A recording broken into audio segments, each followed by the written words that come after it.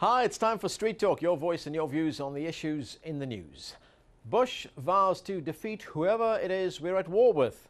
That's one of the headlines in the satirical newspaper The Onion. It's been producing fake news headlines like that one for 20 years.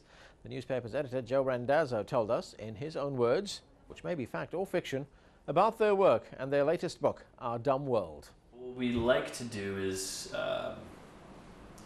kind of compare ourselves in this ridiculous way to the New York Times, which is, the newspaper of record. We try to think of ourselves, I think, as the satirical newspaper of record.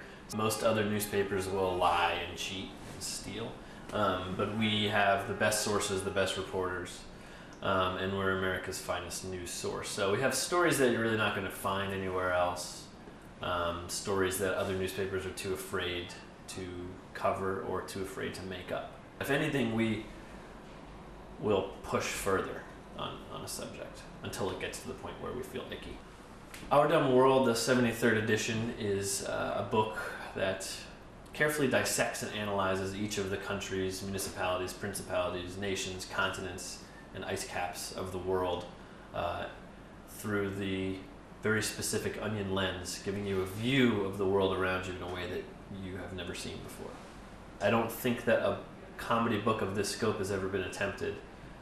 So we're basically like demigods, all of us who wrote it, because it is the single greatest achievement in human arts and letters ever.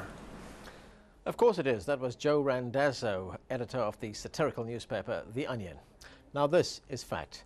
We spoke to presidential contender and activist Ralph Nader on our show last week. The discussion led to a heated debate on our website between viewers who think his US presidential bid will hurt more than help.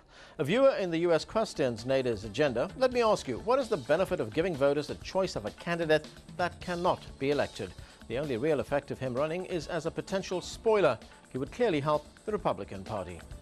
Rabido in the US thinks Nader may be the real candidate of change. Anyone who can see past Obama's rhetoric can see the status quo will not change if he is elected. Mariner FH in the US thinks the third-party candidate is needed. The two parties have failed the average American. Nader will at least put the issues before the public and shed light on the failure of the two parties who sold out to big corporations. Now, thousands of Tibetan monks are celebrating their largest religious festival in a southern Chinese province this week. The Monlam Festival is 600 years old and was started by the founder of the sect of the Dalai Lama. One of the highlights is the unveiling of a giant Buddha scroll, which is believed to be a blessing for followers. After prayers, the monks throw sweets out to the thousands of Tibetan onlookers who scramble to collect them. Perhaps it's a reminder of the Buddha's lesson to know the sweet joy of living in the way. That's it. Until next time, do keep sending in your questions and comments to riz@aljazeera.net and point us to anything interesting or amusing for Street Talk.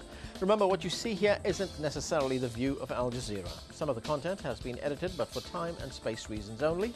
Now that's the talk on the street.